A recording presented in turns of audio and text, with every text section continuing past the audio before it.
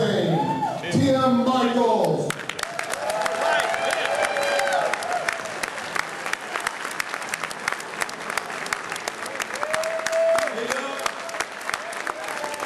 I know there must be an election on Tuesday. We've been barnstorming the state all day with Governor and Mrs. Huckabee, and I just got one question. How y'all doing?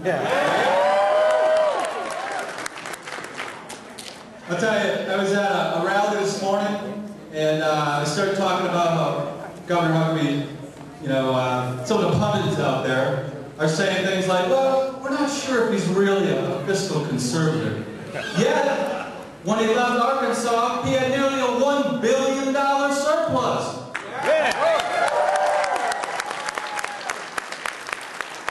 And yesterday, Governor Doyle announces that we have a $600 million deficit. There's quite two different ends of the spectrum there. And then some people like to say, some of the pundits, well, I'm not sure, is he soft on immigration or not? But he's been endorsed by the Minutemen. Yeah. You know, young guy said to me, oh man. I said, dude, you gotta put down the Starbucks and step away from the talk radio, because this campaign is about the truth. And the truth is, Governor Huckabee is the only candidate who's 100% pro-life, who wants to be elected.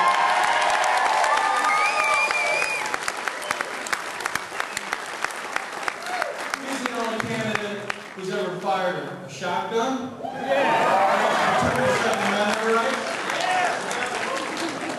The truth is, he's a fiscal conservative, he's a family man. He wants to take care of our veterans. The truth is that next Tuesday, the people of Wisconsin are going to take this campaign to the next level. He's going to go on to Texas and Ohio. And ladies and gentlemen, he's going to become the next president of the United States.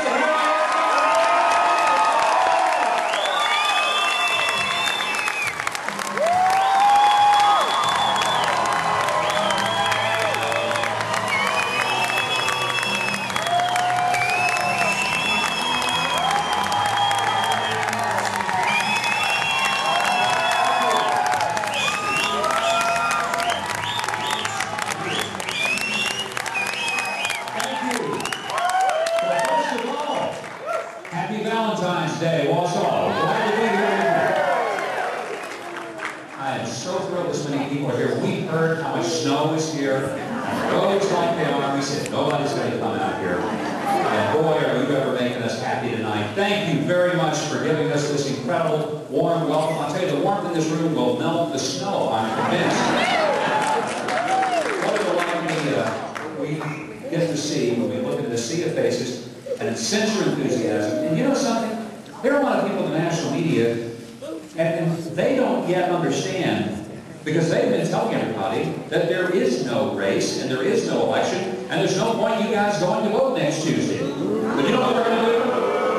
We're going to prove that out here in the heartland, in places like Wisconsin, where people get up every day, work hard, make a living, and don't necessarily take their orders from somebody out here in the Beltway, we're going to prove to them that people in Wisconsin will make up their own mind. Thank you very much.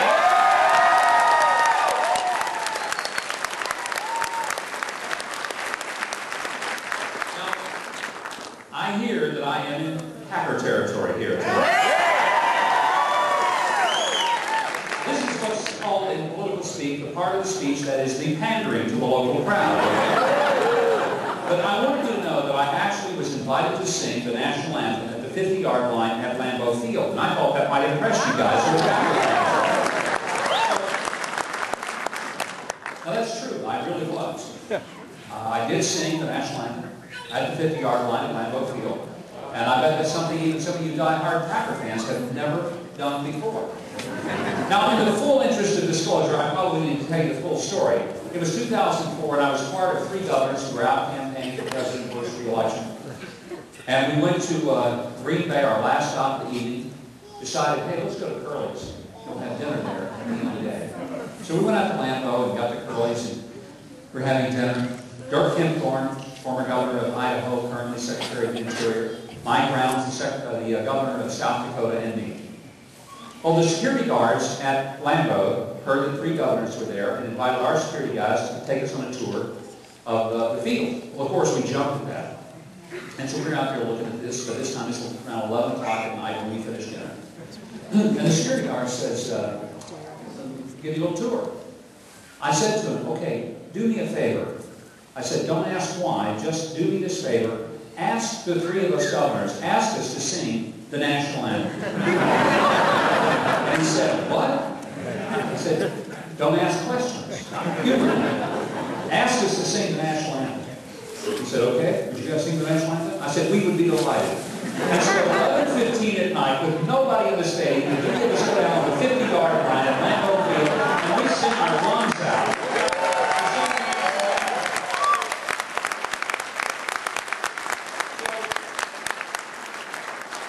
I tell Rounds and I tell Kempthorne, and you go back home and you can tell your constituents that while you were out, that you were invited to sing the national anthem. You don't have to tell them that the stadium was dark and empty and nobody was there to hear us except one security guy and a few state troopers who were sworn to secrecy. Just how bad we sang the national anthem. So I will say it's great to be back in Wisconsin. And I've actually been here several times. I was here last summer over in Stevens Point at a health forum.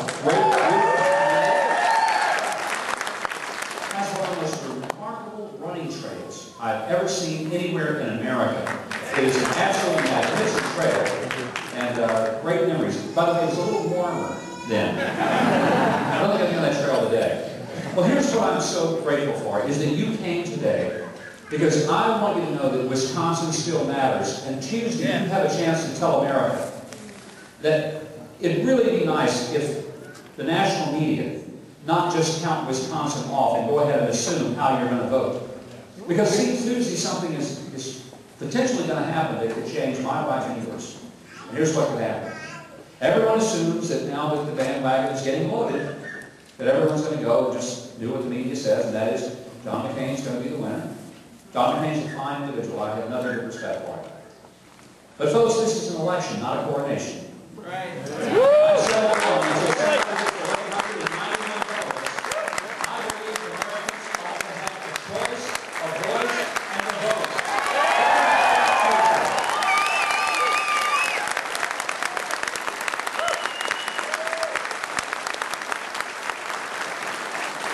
if all this was about the politics and the party, it would be just as easy for me to step aside and I go back and plan the rest of everything from duck season to bass fishing and a whole lot of other things that I enjoy doing.